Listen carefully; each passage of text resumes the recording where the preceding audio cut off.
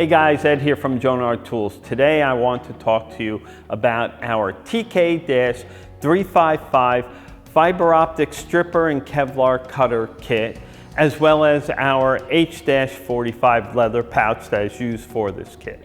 So, the TK-355 consists of our JIC-186 Kevlar cutter and our very popular JIC-375 3-hole fiber optic stripper. So these two tools are held in place by our H-45 leather pouch.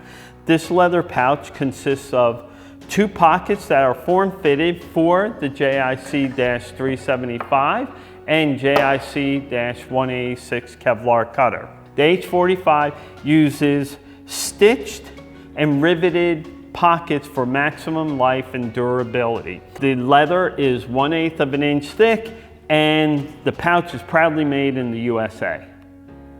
Thank you for watching our video.